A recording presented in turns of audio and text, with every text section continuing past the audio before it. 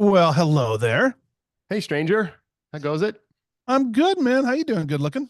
I am doing wonderful. I'm doing wonderful. Relaxed after a nice weekend. You? Nice, nice. I'm dandy as always. You know my word, Yeah. dandy. It's getting warmer in Tampa. That's always nice. It'll be 80 degrees today, Exactly, which is exactly really the awesome. opposite. Exactly the opposite of what's going on here. How was your weekend? What did you end up doing? My weekend was great. I went to something called the tree burning, which is my girlfriend has a circle of friends that has this annual tradition where they collect Christmas trees after the holiday. Of course, they don't take them out of people's family rooms. That would be weird.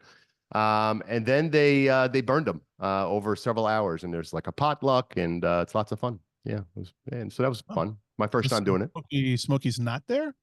Smokey the Bear, Uh, probably not there. Smokey the Bear was not there, not that I noticed anyway, or at least by the time we left, which was kind of early.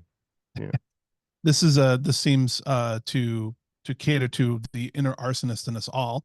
Ray, I've Ray, noticed, I told my girlfriend that her friends tend to circulate around fire a lot. Like they get together around the fire pit and they do all sorts of fire. I don't know what that's about. I'm trying to figure that out. it could be a Wicca thing. I don't know. Maybe, who knows? I don't know. Might Ray, what be. do you do to get rid of your first of all, do you do live trees or do you do fake trees?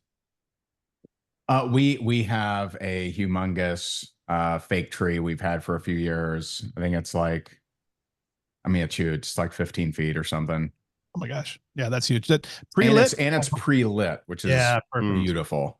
Yeah, yeah, yeah. No, that's the way to go. Yeah. I gotta say, after watching the trees burn, sorry to speak over you there, PJ, I highly recommend the fake trees because these things catch fire so fast and they burn so hot. I'm going to do my public, what is it? Public announcement. What is it called? Safety announcement. Safety announcement. Yeah. Stay away from those trees. Although that might get in the way of next year's tree burning. So I apologize to Erin and her friends, but I might just save your life. So there you Yeah. go. Also, you got to keep on watching. I like the confidence in your influence level.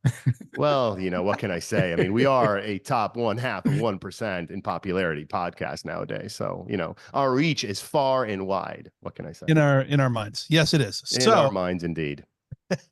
Well, you know what? I am chomping at the bit to let our wonderful listeners know who we have on today, the wonderful Ray Higdon.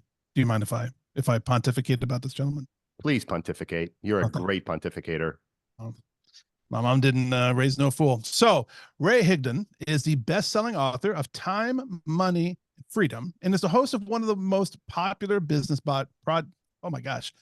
popular business podcasts in history, Home Business Profits, with over 10 million downloads. A highly sought after and high energy keynote speaker, Ray has shared the stage with other world-renowned thought leaders, including Tony Robbins, Rachel Hollis, Les Brown, Brendan Burchard, Robert Kiyosaki, Bob Proctor, Gary Vaynerchuk, Grant Cardone, Magic Johnson, and many more. But before all that, Ray has a truly fascinating story. He started off as the #1 income earner in a thriving network marketing company before experiencing significant headwinds, going into foreclosure, divorce, and being millions of dollars in debt. Terrifying. He rose from the ashes like a phoenix, founded the Higdon Group, of which he remains to today CEO. The Higdon Group hosts live and virtual events where thousands of leaders gain knowledge and sharpen their skills. It has been recognized as an Inc. 5,000 fastest growing company. In addition, because clearly this man has just a ton of time on his hands, Ray has also co-founded the Higdon Maxwell Mentorship Program, where Ray and best-selling author and leadership expert John Maxwell co-mentor an elite mastermind group of high achievers. And just a side note, my feelings are very hurt that Tal and I have not been invited to be among these high achievers. Maybe we're done. Should I just yell for check? Whatever. But yeah, we'll keep going. Over the past few years, we'll give him the benefit of the doubt. He didn't know us. Now he does. Yes, if we're not invited the next month, maybe this episode never airs. It's coming. It's coming. Thank God. I'm recording this, right? Yes. All right. We have it on tape. Over the last couple of years, Ray has also added a faith-based mindset to the equation, which we're fascinated to talk about because, this isn't something that we normally cover during our podcast, but it's exciting. So, Ray, it is an honor to have you on, and welcome to the Braving Business Podcast. I'm excited to be here. Thanks for having me. Ray, thanks for joining us. Generally speaking, before interviews, we've had a lot of pretty amazing guests, and I do my online research, and some guests have a lot about them, and you're one of them.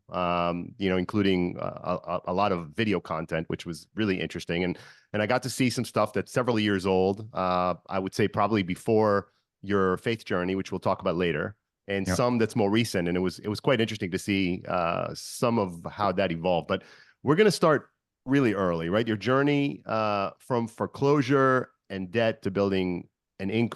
5,000 company. I know how hard that is. One of my startups, I Control Data, was an Inc. 5,000 fastest growing, and it's quite an arduous thing to be selected. So that's an incredible journey. But before that, you really went through, some shit, as they say. So can you tell us what went wrong, and maybe tell us what steps you took on the path to recovering and rebuilding professionally and personally? Yeah, for sure. So, and there was in the bio, we may have messed up on our end, but it was a little there's a timeline thing. Okay, so I was in real estate 2004 to 2008-ish, 9-ish, and just rocking and rolling, moving as an investor. Not I was never a realtor, but moving 10 to 12 properties a month. Some of them I think my best one I made like 75 grand on profit. But the average was 10, 15,000 per property. Moved hundreds of properties, had 37 rental units, and just quite frankly thought I was a genius. I mean, I thought, oh, man, I'm the bee's knees, man. And I'd let you know.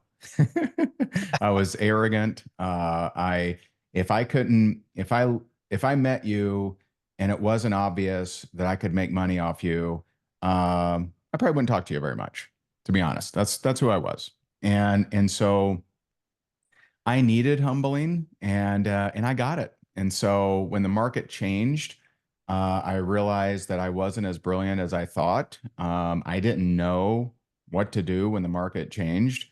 And so I held on, held on, held on, held on, held on till everything was gone. So I went through divorce.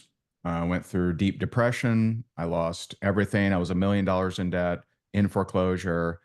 And honestly, if I didn't have children, I probably would have killed myself, to be honest. And so I was in this deep, drink heavily depression, maxing out the credit cards that I had left, wishing for things to be different, and it was tough.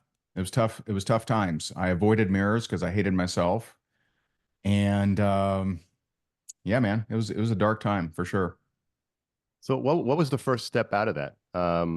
What did it take for you to lift yourself up? Because one interesting thing that we've heard a lot on our episodes are stories that sound very much like that. People hit a rock bottom, and what separates those that end up achieving a lot in their careers and their lives from those that maybe don't is that those who do refuse to be defeated. So I'm curious, where and how did you start lifting yourself back up? Yeah.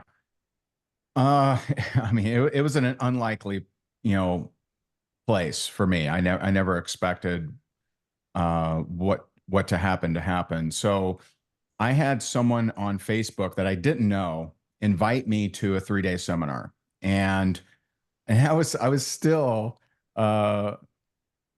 just ridiculously arrogant, right? It really didn't make any sense because I literally have nothing, right? I mean, I just sold furniture, my high school ring, like I'm like so broke. And she invites me to this 3-day seminar. Some people may have heard of it. It's called Landmark. And I had heard of it, didn't really know what it was, but I thought, you know what? Maybe this will help me make money. And so I go there, and day one, and it's like uh, at least back then, it was kind of like a in your face transformational kind of, self-discovery deal, right? And so day one, I realized that I had repair relationship with my dad on a to-do list with no priority. And I grew up in a very abusive home.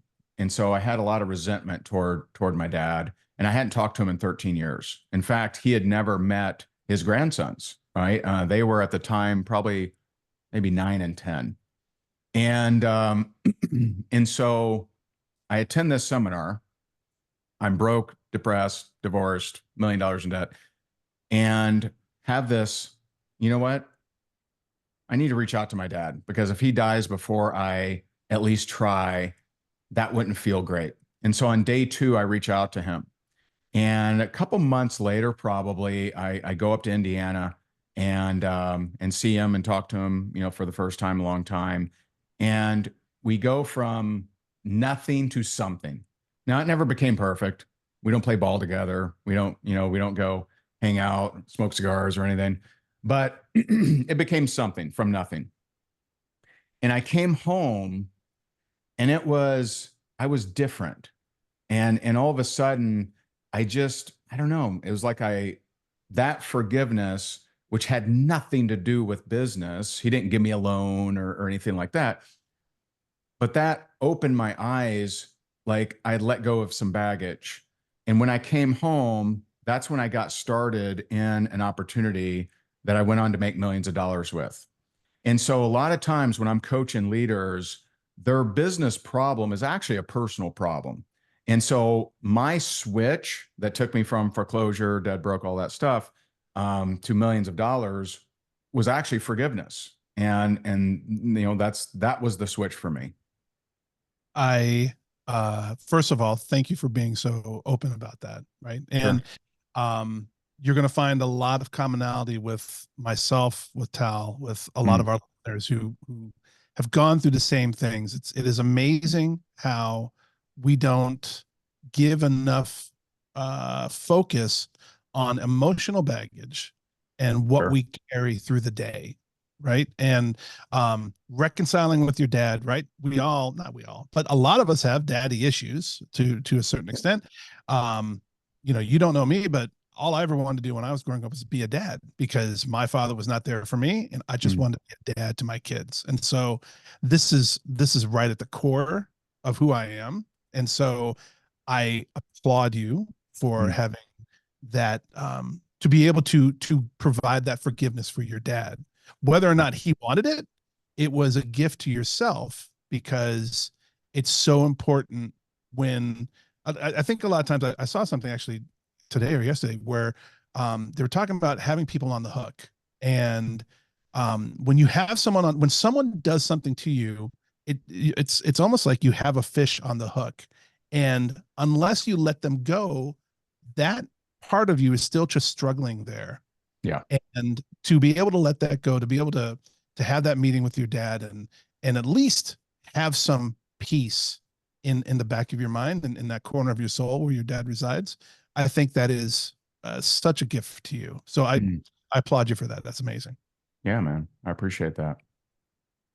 Absolutely. You know, as I think about that, and both PJ and I have shared on this podcast that we have had, you know, challenging relationships with parents. In my case, my mother. In his case, his father. And it is, generally speaking, common that forgiveness tends to be the turning point for being able to achieve. I don't know why that is. Do you have a hypothesis about why that was so important in your journey? Yeah, and actually, it's actually twofold.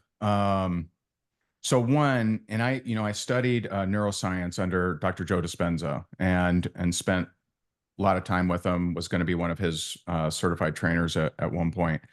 And so everything that you think about, whether it's your taxes, whether it's what's in your storage unit, which is a story that's, you know, personal to me. You know, no matter anything that you think about is taking energy from you. That is a strand of energy that if you either solve it or clip it and just let it go, you actually gain that energy back. And And so like when I let, when I forgave and I solved that, what if I don't connect with him before he dies question that had been in my mind, I gained energy back, and there was just some things that let go. The second, I would, this is interesting, but the second and almost as good a gift that I got from reconnecting with my dad was I was maybe a year later. I had been asked to speak in Myrtle Beach. I went up there and spoke. And before I went on stage, I got this nudge. It was the weirdest thing I'd ever had. And now I get it literally all the time. But at the time, I got this nudge, talk about your dad. Now, I'd never talked about my dad. I had never been vulnerable because I was always Superman. Look at what I've done. Look at my Rolex, right? Like I was just that guy. And so I got this nudge, talk about your dad. And I'm like, that's weird. And what's even weirder is that I obeyed. Like, why would I obey? I mean, I didn't grow up in the church. I didn't, like, who's telling me this? Why am I obeying? I can't answer that. But I tell that story that I just shared with you. When I finish, the guy that had brought me up to Myrtle Beach comes walking down the hall, the aisle, just tears pouring out of him, man. I mean, he's like shaking, he's weeping. And he said, I can't believe you just told that story. And I'm like, yeah, man, that must have, really touched you. He said, I haven't talked to my dad in 17 years. Tomorrow, I fly out for his funeral. And I'm like, whoa. Like, and back then I used to beat myself up a lot. So my first reaction was, dang, I should have shared this a week ago. Like, what's wrong with me? Like, I beat myself up. But I took that as, I need to be more vulnerable. I need to share this story. And so I've shared that story for 13 years now. And I have letter after letter, message after message, email after email of people that reconnected with their dad, their mom, their sister, brothers, son, daughter.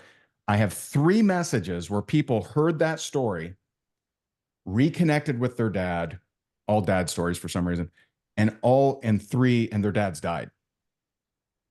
So they literally, if they hear that message, they reconnect with their dad. If they don't, he dies, and they don't. And so I got such a blessing from helping others with that kind of stuff.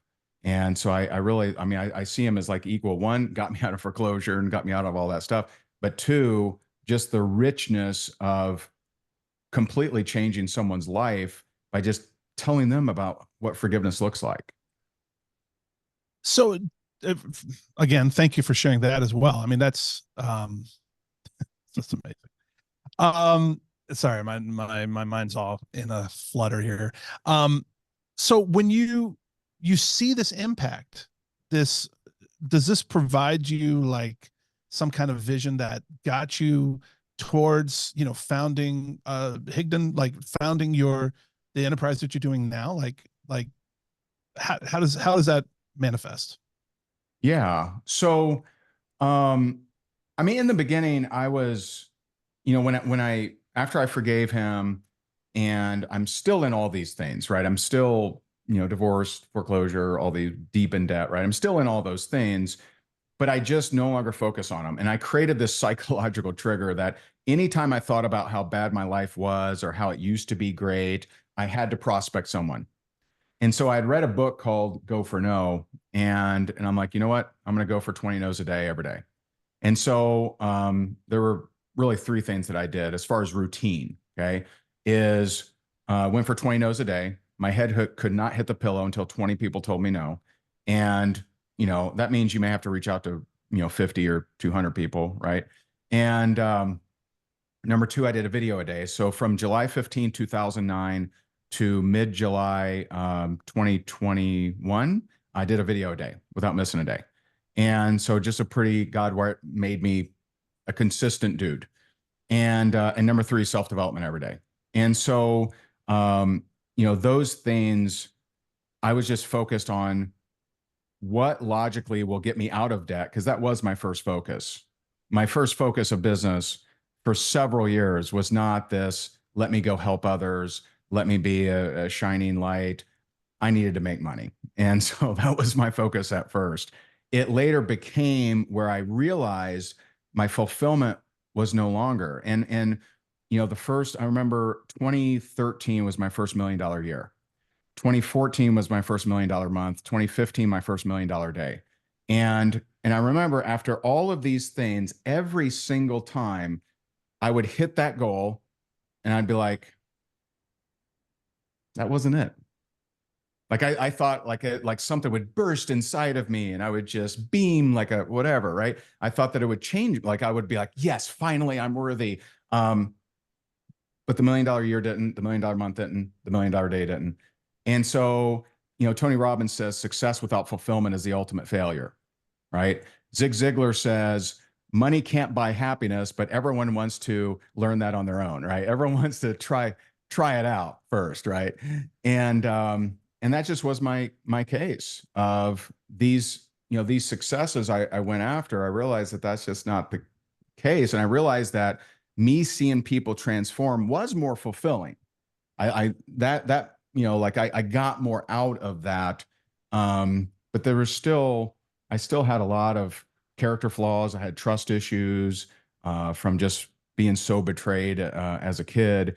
And I still had a lot of things that I was working on, even though from the outside perspective, got a great family now. My second marriage and final is amazing. Been married 12 years now. From the outside, everything looks amazing, but inside I'm like, something's missing. Like, I don't know. I don't know what it was. Yeah.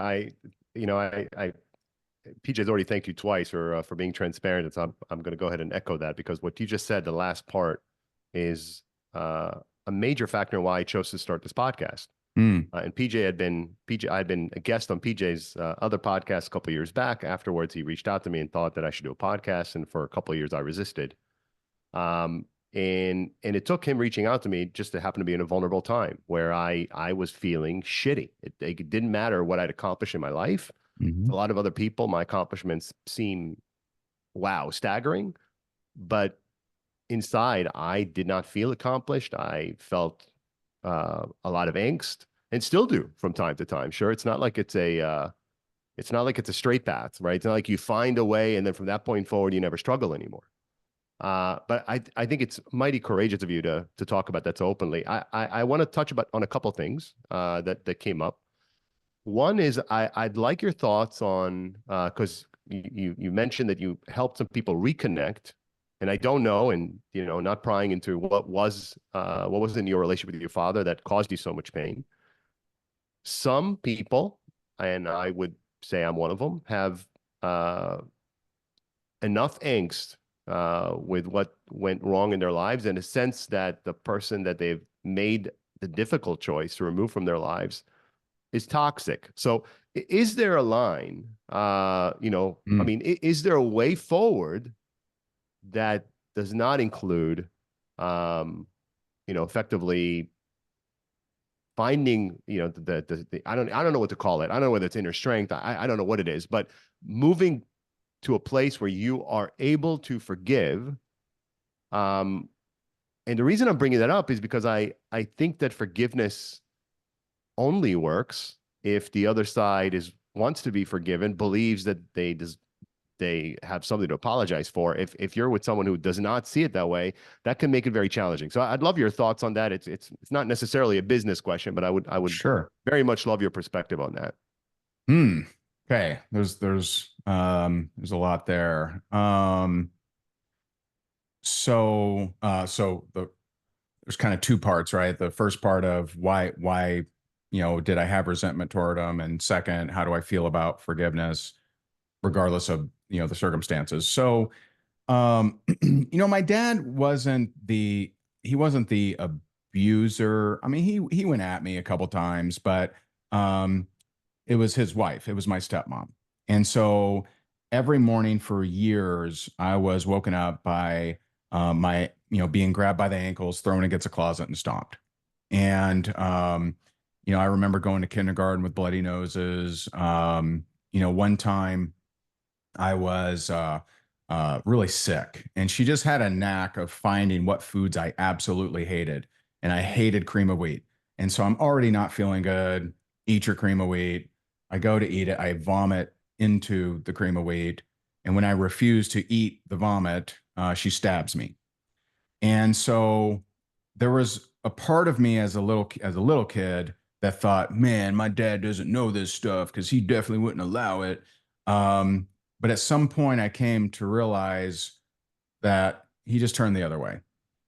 There's literally no human possible way he didn't know, right? And I remember there was one time where I, you know, tattled on her because I thought, you know, well, he's on my side, he's my dad, right? And he just, you know, beat the hell out of me. So that was, you know, lesson learned. Um, and so that was some of the angst, Yeah. right? At the age of 12, I had my option of stay with them, which anywhere, you know, send me to, you know, Syria, I mean, anywhere, right? But stay with them or go live with my mom in Florida. And so of course I got out of there, right?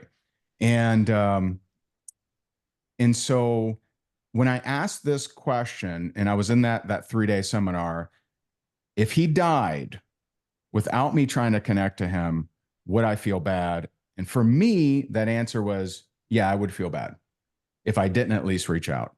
Now, I can't explain why I felt that way. I definitely could have not, right? I could have not felt that way. And I think some people, you know, do that. So for forgiveness, for me, it's a tricky topic in the secular world.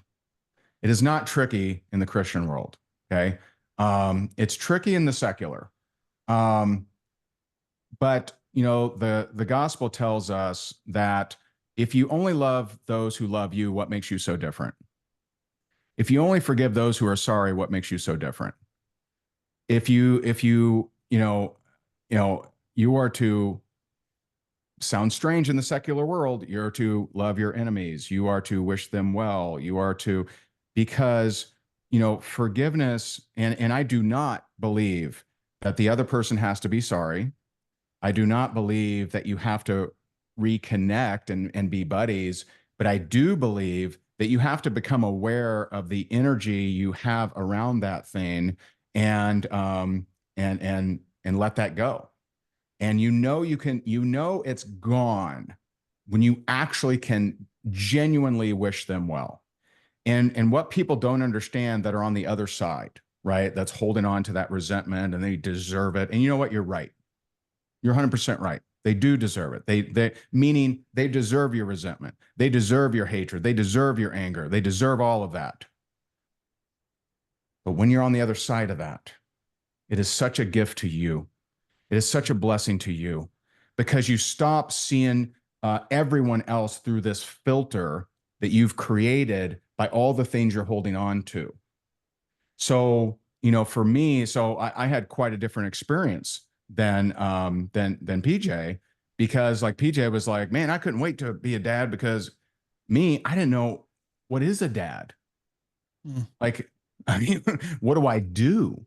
Because my only experience with authority was negative. And so, like, you know, my older boys who are now, you know, 25 and 23, could I have done a worse job with them? I guess if I really tried. I wasn't present. I didn't know what to do. I didn't know what's the appropriate level of discipline, right? Because mine was so extreme and unfounded. So like, I don't even know how to do this thing. And so, you know, I do have two younger kids that fortunately for them, I've learned a lot of things. I've done a lot of self-development. I've, you know, a lot of prayer. You know, they're 4 and 8 years old, and I'm a very different parent to them. And so what people on the one side of the justified, I'm not saying you're not, right? On the justified position of resentment, anger, they don't get my forgiveness, right? When you're on that side, you don't understand what's on the other side, because what's on the other side is freedom. Um, it's not honoring what they did and saying, hey, it's okay, bro, right? It's you know, it's just like, I'm going to let this go. And I wish you well. I hope you do well. And I do. I hope my, you know, dad, I hope my stepmom does well. I've prayed for both of them in a loving way, not in a, oh, they really need to, you know. Yeah. And so it really is a gift for the person that's able to forgive regardless of if the person is sorry or not. Yeah. Yeah. There's some heavy stuff there. Yeah. I need a drink. No, I'm just kidding. It's first of all, I don't know you, but Mm. if I ever get the chance to meet you, I'm gonna give you a big old hug. Proud of Oh you. man, I'll take it. I am a hugger, by the way. So proud of you for that.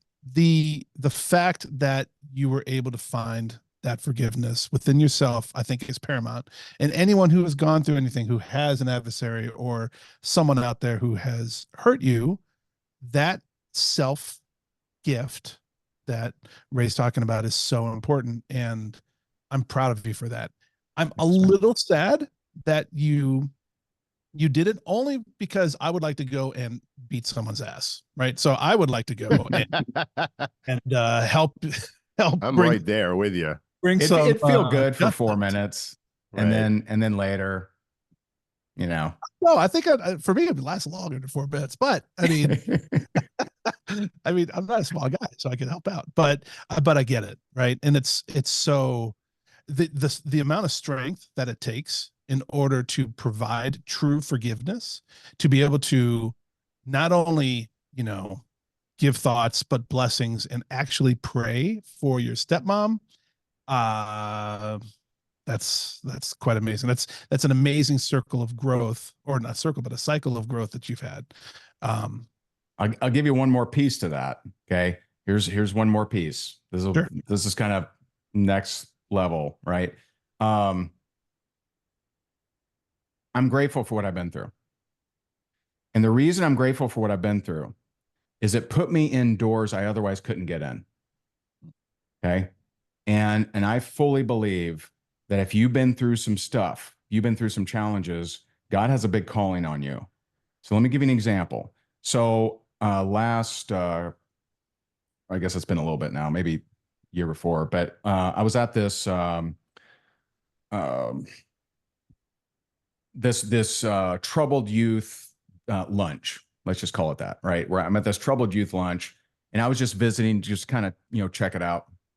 And I said, "Hey, can I talk to him?" And no one knows me, right? I just asked the lady, and someone's like, "Who is he?" And someone said he's a speaker or something. And the lady says, "Yeah, but if you're gonna talk to him, don't talk to that table." I'm like, "That's where I'm going," right? So I go over to this table, and these teenagers, right? They're in and out of jail. Some of their parents just abandon them, right? And so I'm walking up, and they're like, "Who's this white boy?" Right? That's what they're thinking. I know. And so I walk up and I share two stories, and all of a sudden they're like, okay. And now they're listening. And so when I speak to kids in foster care, when I speak to troubled teenagers, when I speak to kids who have been through abuse, I find the strength of relatability of me sharing what I've been through. Because, for example, if you've ever talked to someone who lost a child, you can't console them unless you lost a child. They won't listen to you because you don't know what it's like. That's a fact. And so like when I believe one of our calls is to help the person you used to be. So you've been through some stuff. You had dad wounds, you had abuse, you had trauma, you've been broke. Like I believe that was there for you to be equipped to go and help other people going through or have gone through that same thing. So I look at it, I wish I had a wonderful childhood, right? I never wish that. I'm grateful for it because it created in me, like this reticular activator of who can I help, right? Oh, I can resonate with them. I can relate with them. They'll connect with me. And I just wouldn't trade that for anything. I find that fascinating, and I really relate to it. Last night I spoke at the University of South Florida to several, I would say probably a couple hundred students, and And the topic was supposed to be, what are the business, what kind of business to start? It was about what types of startups are going to do well. But I don't do those kinds of speaking engagements. I mean, I get invited to do that, but I pivoted to what type of interpersonal skills and personal skills I believe these young people need to cultivate in order to have a shot at Amen. achieving success, which has got to be defined much more broadly than they build a successful business. And I so align with what you just said about life and the challenges that are thrown at us can be viewed as happening for us and not to us. And that's not easy. And I've spoken about this in prior podcasts, and I speak about that when I speak publicly.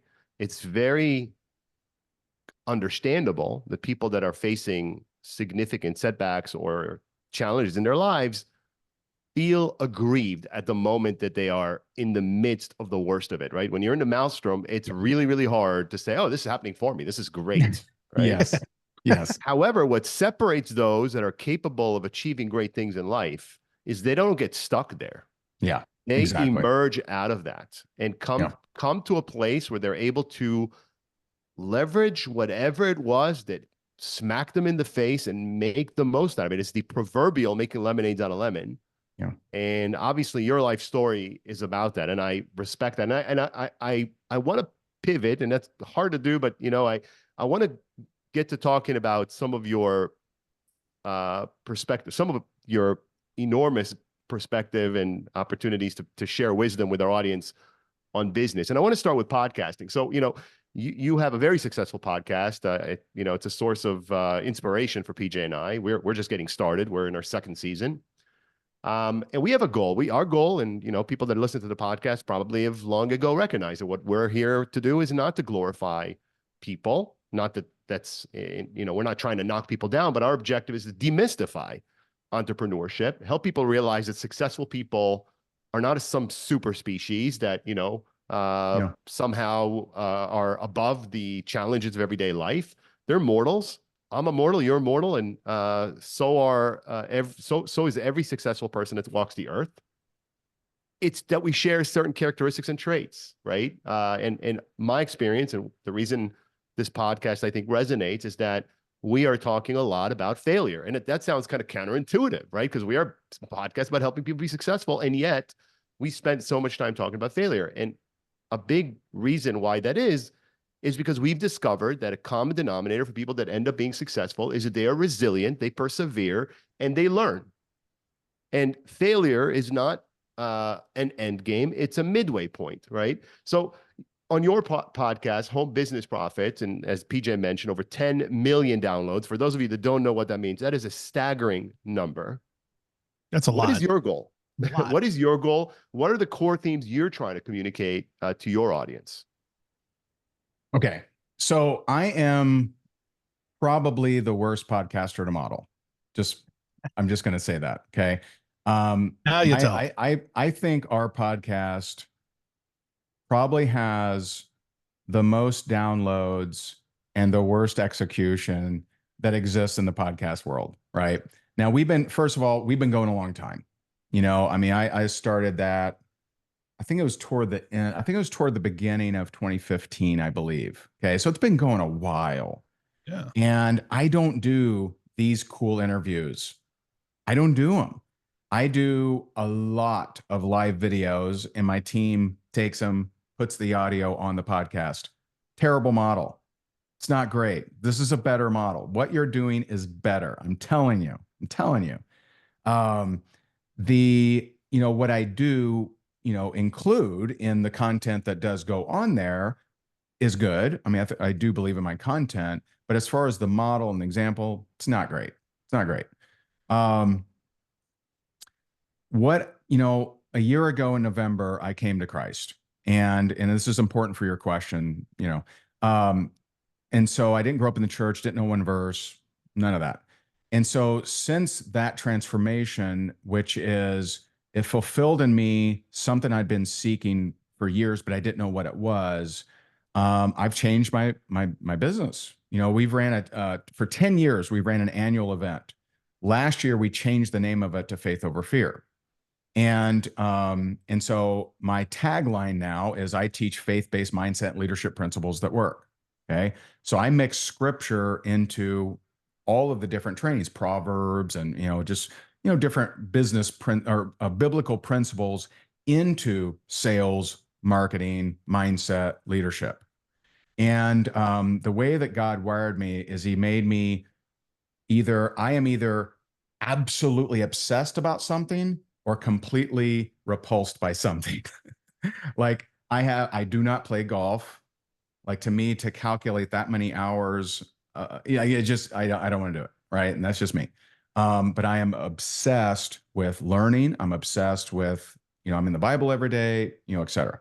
And so the content that goes on there mixes in vulnerability, faith, and business principles. That's really the three. And those are three that I believe all people need. All entrepreneurs, I believe, need all three of those. And that's what I put up there. So people like the content, but the format, the execution, the plan, it's not that great.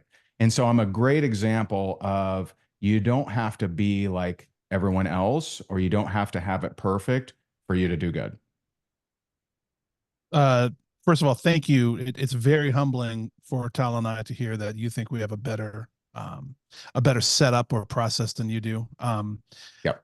I will tell you that the check's in the mail. I'm also going to ask you not to cash it, please, because it's going to hold on to it. Frame it. I'll put it in the background. Yeah. No, I mean, it's very cool, the intentionality that you have in regards to all this. But in to have that focus as kind of like a personal, I don't want to use the word, well, I guess maybe crusade, or like, using that new influx of Christ in your life to try to, help out others, help the masses, and interweave it is, I think, novel and very, very cool. You've also, throughout, your history, you have shared the stage, so to speak, with some of the most prominent thought leaders in the world. And, I would have some major, identity crisis being up there, but like, you've also shown the capacity to kind of take a step back, look at things in a more holistic way, which I have seen a lot of very successful entrepreneurs. Tal and I both have seen a lot of very successful entrepreneurs be able to do. When you're mixing in this crowd of Tony Robbins and Hollis and all these people that are, world renowned, what have you learned from them? What do you take from that? And how has that shaped your approach to business and mentorship in life? I mean, Tony, for example, it's interesting. Like, I had this like weird, like, hater envy of him back in, this was probably 2013. I had never actually been to one of his events, and I'm like, oh, everyone's crazy about Tony, like, whatever. And then I saw him. He spoke at an event that I was speaking at, and I just watched him for like 2 hours, and I'm like, okay, I got it. I get it now. like he's really good. He's really, really good, and he fired me up. And so for me, it part of this is like timeline, because in the past, those speakers definitely would pump me up and get me excited, get me wanting to, I need to up level my goals. I need to go harder. I need to go, heavier. Now I look at my, before I came to Christ, I look at that time as a very, everything's dependent on me. And I'm leaning everything on my shoulder. If it's going to be, it's up to me. Right. And now life is just so different. I spend about an hour in prayer, spread out throughout the day, and I just handle things so much differently. And I have so many different experiences of just miracles happening that I didn't have anything to do with, but showed up on my doorstep. And so it's just a different, what it's done is it's all of that experience has helped me identify what's missing in the marketplace. And what's missing in the marketplace, right, is, I believe, and this is why I'm doing it, what I'm doing, right? To bring faith into it, right? To still be excellent. You know, if you read the Bible, Daniel was 10 times better than the other guys that were, you know, working alongside him with the king. Joseph was a Hebrew slave, but he was so good, his pagan master said, man, favor's really with this guy. And so we are called to excellence, you know, and the Bible will tell you, Ecclesiastes 9:16, the poor man's wisdom is despised. So we are not supposed to be poor, right? We're not supposed to be, you know, slackers, right? We're not supposed to be lazy. We're supposed to be excellent. But it's not just about our efforts. And so all of those other world-renowned, better-known speakers have a great message of lean more on your own efforts, work harder, keep going. And I believe that's a harder model than it has to be. I think, Ray, what you're sharing is, and I'm reflecting on what I shared last night, you know, with the students, and I didn't talk about faith. I think that, you know, generally speaking, I've shied away from that. Sure. I have a lot of, I have a lot of feelings about that, and I'm personally a believer, but I tend to focus more on recommending that people find self-awareness and the definition of how and how they go about doing, and kindness as Yeah. in my view, being two significant cornerstones in being able to live a meaningful life and achieve. And then the path people choose to get there, I leave to them. But I absolutely understand where you're coming from on that, and I think that anyone in the audience who is a seeker, whether you find it in faith or you find it in meditation or you find it in reading poetry, I think it's a beautiful thing that you go inwards, because generally speaking, that is the path. The path out actually comes from within, and that may not necessarily be the most obvious thing, but that's what I've learned in my life, is that I had to go in order to get through. I want to talk about faith over fear. You talked about that. It's first, tell our audience who may be interested in that how they could find out more. And you know, and I know we only have you for a couple more minutes.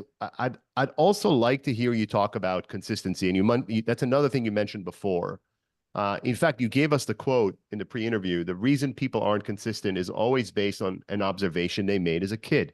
And I think it's a really interesting statement. So between that and what you're helping people learn in Faith Over Fear, what can people you know, what can people take away from that? Since, you know, we can't change the past, what can we take away from that in terms of moving our lives in the direction we want our lives to move? Yeah. So we all made observations as kids, all of us, right? And it created programs within us. And there's a lot of different words people use for this. Strongholds would be a biblical term, but strongholds or programs, paradigms, they created in us that are really the pilots of our life. Okay. And so the best thing to share what I mean here is to give an example. So I was coaching this lady. So I used to go on, what's it called? I haven't been on it in a while. The audio thing where it's just audio. Nah, I forget what it's called. But anyway, so you go on there and people get in this room and you can let people speak. And, you know, I used to just do coaching, just random coaching, right? I don't know who they are. Come on here. And so this lady gets on and she shares with me that, you know, over the last, whatever, 10 years, she's, you know, she would start a career, crush it.